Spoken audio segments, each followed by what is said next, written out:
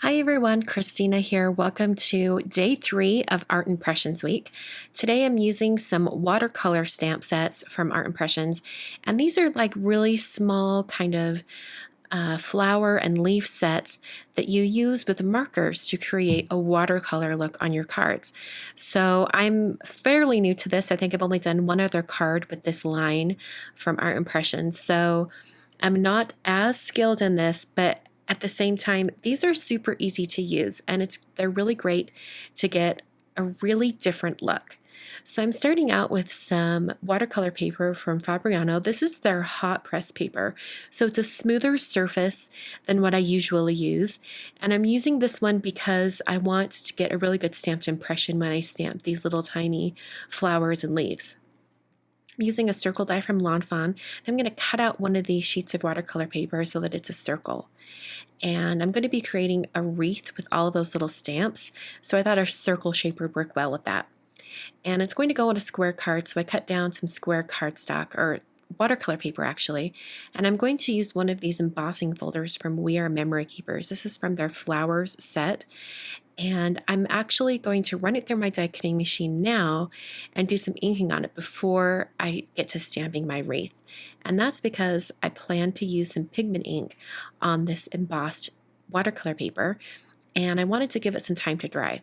So I'm using some Delicata ink in the color Golden Glitz, and I'm using a Distress blending brush to brush on some of this color. I used a Distress blending brush recently in some videos, and I really loved the effect and how it gave a soft brush of color over the surface of the cardstock. And I thought it would work really well with an embossed piece, and it worked fabulously. It emphasized the edge of that embossing just enough so that the design stands out a little bit more, and it still leaves a lot of the white of the watercolor paper to uh, kind of glow through the color, but yet the gold color emphasizes the shape and the texture. So I took another smaller circle die from that same Lawn Fawn set, and I just used that to trace the inside so I had a circle to guide me as I stamp this wreath. Okay, so the way you use these watercolor stamps is really different from your traditional stamping where you would just get some ink from an ink pad. Instead, you're going to use some markers. You could use Tombow markers, you could use like Zig clean color markers, or any kind of watercolor markers. You could use that for this. And you basically add color onto the stamp, and then you're going to breathe on the stamp. Like your breath just gives it a little bit of moisture and keeps it wet, and then you stamp it down onto your cardstock, or in this case, watercolor paper. I'm going to show you this one more time. It's super easy to do, and it's a great way to get multicolored stamped images using one stamp. It's a really quick and easy way to do this. So I wanted to mention that I'm using some Marvy markers for this, and I did buy them from Simon Says Stamp, but when I went back to see them later, they didn't have them in the store anymore, so I think they're not selling them anymore. But you could use any of those other markers that I mentioned, or I'll try to link to some Marvy markers down below. Amazon probably has them. And I find that these Marvy markers are really responsive to water after you've, stamped them down. And these are the types of markers that Art Impressions actually recommends for use with these watercolor stamps. So I wanted to give these a try. So after you've stamped it, you can come back in with a damp brush and just soften up that color a little bit, gives it more of a watercolor look. So I'm going to stamp some more flowers and leaves. And in this case, on this one, I didn't ink up the entire stem, so that gives me a smaller area to stamp with. And I changed up the colors.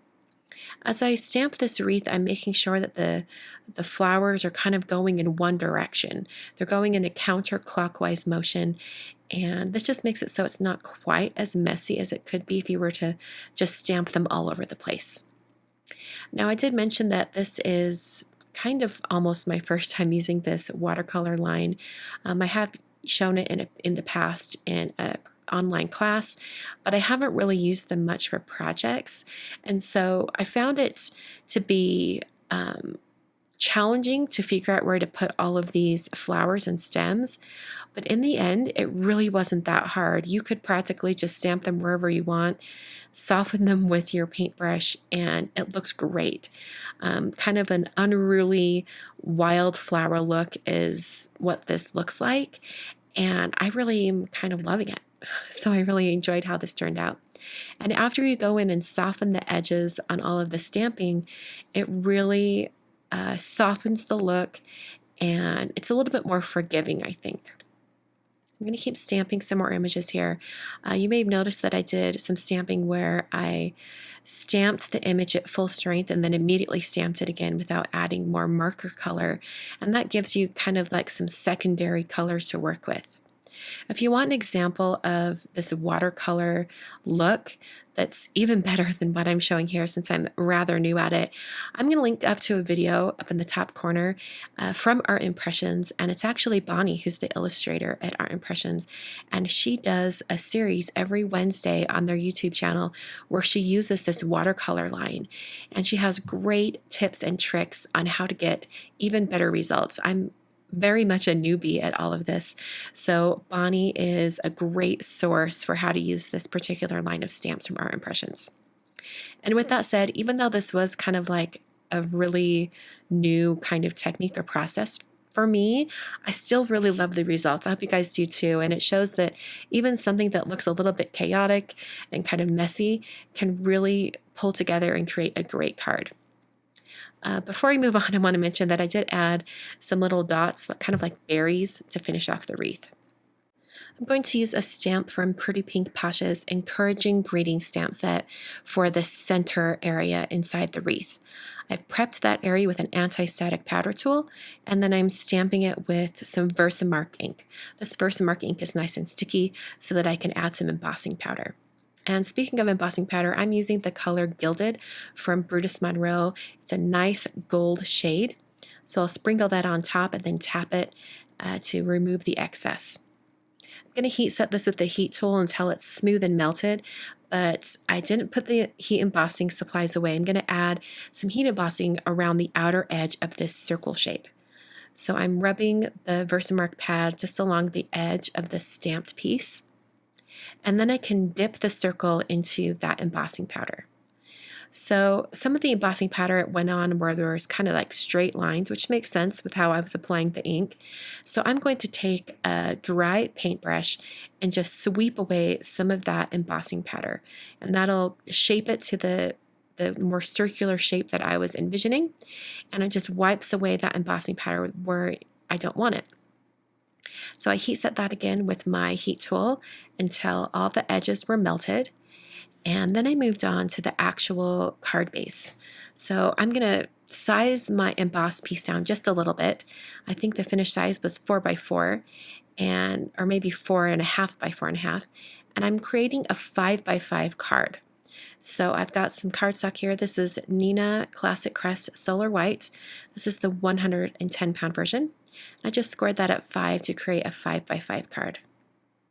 So now I'm going to take some tape runner adhesive. This is Tombow Extreme Adhesive, and I'm applying that to the back of the embossed piece. This is a super strong adhesive. I've been using it for probably a few years now, and I really love it. It's kind of like my go-to dry adhesive. Then put some foam tape behind my circle piece, and I'll press that down onto the card front. I'm going to fix one little mistake and then I'll be done with the card. There's like a little stem poking out near the top of the wreath, and it was sort of bugging me. So I'm going to take a little marker, add some berries around that just to give it a purpose for that stem, and then the card is complete. Hope you guys enjoyed this kind of fun take on their watercolor line, showing how to create a freehand wreath. Thanks for watching. I'll be back tomorrow with day 4 of Art Impressions Week.